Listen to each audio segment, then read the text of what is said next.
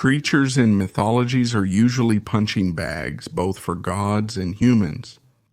But some are as powerful as or even more than the gods. Here you see 10 of these that are so powerful that they could easily humiliate the deities.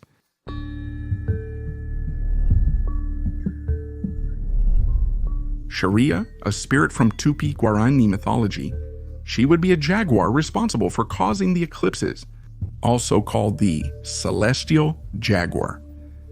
If in Nordic mythology Skoll and Hath are responsible for chasing the sun and the moon, here in this mythology, the responsible for this is Sharia. Just him chasing Jachi and Guarachi would be enough to be on the list, but there's a story where he goes a little bit further. Once upon a time, the two brothers were walking and saw Sharia fishing.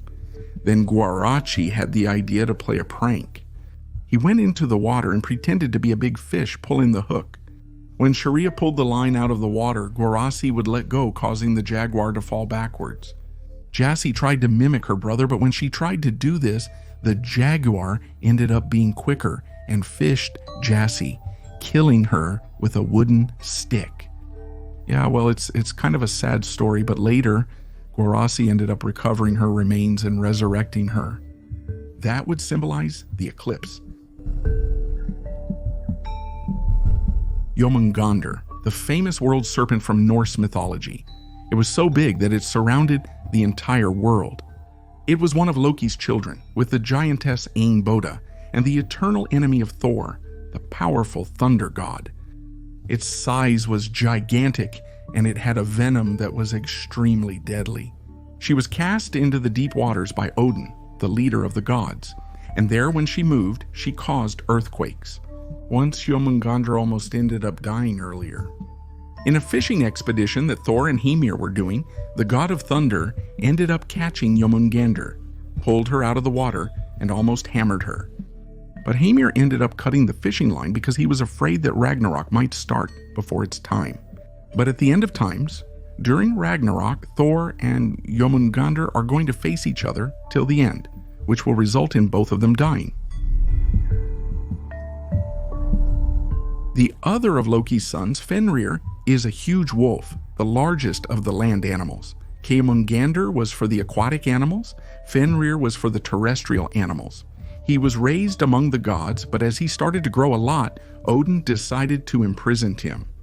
One detail is that everyone there was afraid of him except for the god Tyr.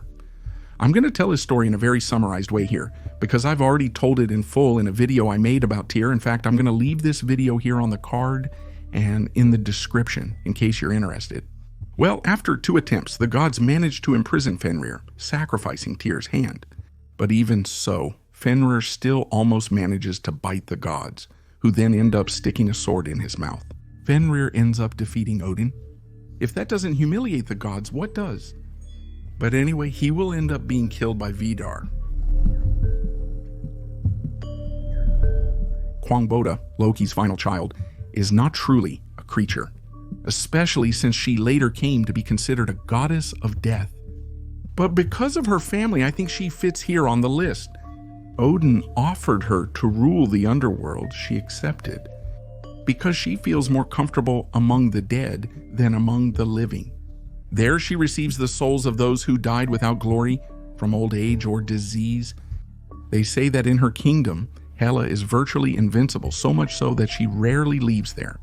In Ragnarok, she remains still, simply unleashing an army for her father Loki to command in battle. But once, she didn't just humiliate the gods, but all the living beings on Earth at the death of Baldur.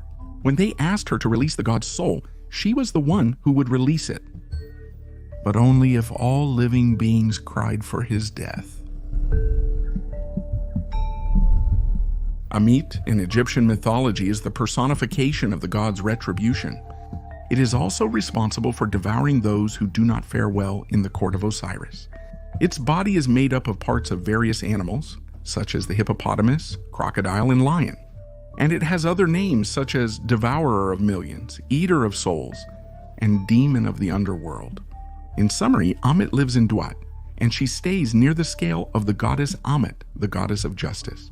And on that scale is where Anubis places the heart of the dead and also a feather from the goddess Amit. And if the heart is heavier than the feather, that's where Amit works, devouring the soul of the dead, leading them to eternal death. This monster was so powerful that it was considered the junction of all men's fears, in death and post-death. The Grootslang is a legendary creature from South Africa, said to inhabit a cave in Vittersveld. Its appearance is that of a huge elephant with a serpent's tail. According to the legend, during creation, the gods ended up making a mistake in creating the Grootslang and gave it immense wisdom. When they realized the mistake they had made, they decided to split it into two creatures, thus creating the snake and the elephant. However, one escaped, generating new creatures. They say they love precious stones, this being the only way to escape from them by offering some stones. Well, Typhon is the classic one, right? He is the famous monstrous giant of Greek mythology, who is the son of Gaia with Tartarus. And with Echidna, he fathered several other monsters, which are also very famous, such as the Hydra, Cerberus, the Sphinx, and many others. He's on this list because he simply humiliated the entire Olympus. And it would have been worse if Zeus hadn't had help, huh? Gaia asked Typhon to avenge her giant brothers and the Titans. So Typhon began to climb Mount Olympus, and just on this climb, all the gods fled to Egypt. But there on Mount Cassio, Typhon found Zeus and the two fought. And there was an undeniable victory for Typhon, with some humiliations to boot. He stole Zeus's lightning and also his muscles, but with the help of Hermes, he got these things back. With the Moirai's help, Zeus defeated Typhon. However, on the 10th one itself, Zeus received a severe thrashing. Surtur is an ancient Jotun from the Nordic mythology and leader of the fire giants of Muspelheim. He partakes in Ragnarok, battling the Aesir gods and facing the god Frey. But after that, his flames would swallow the whole world. Surtur still appears as being the first of the beings, existing before the Udumbla and before the Ymir. But Pelhane is a place that only the beings born there can live. But even so, Surtur remains on the border with his fire sword to prevent anyone from entering, and also waiting for Ragnarok. Behemoth is a biblical creature that appears being described in the book of Job. He has a shell and appears to be a creature that lives in the desert. It's a colossal lion-like monster as described. But, at least all the art I see, he appears to be a dinosaur or some kind of rhinoceros. Despite also that Behemoth would be the way the Hebrews called hippos. According to Jewish tradition, Behemoth's mission is to wait for the day when God will come to him and ask him to kill the first creature on this list. Both will end up dying, but Behemoth will be glorified for having fulfilled his mission. Leviathan, according to the Bible, is a gigantic sea creature, although sometimes this word can also be used as a metaphor. Some sources even describe Leviathan as a fallen seraph who took the form of a serpent. It opposes Behemoth, which would be the earth, and Ziz, which would be the air. And before you ask, Ziz isn't on this list because I don't think it is much of a fighter. But anyway, the Leviathan represents the waters. It could take the shape of a snake, a dragon, or even a whale. Its teeth are extremely powerful, and its scales function as if they were armor. It can also spit fire, thus making the only ones who can defeat it are the Behemoth and God himself. That's it for the video. I hope you enjoyed it. Remember to rate it by leaving a like or dislike.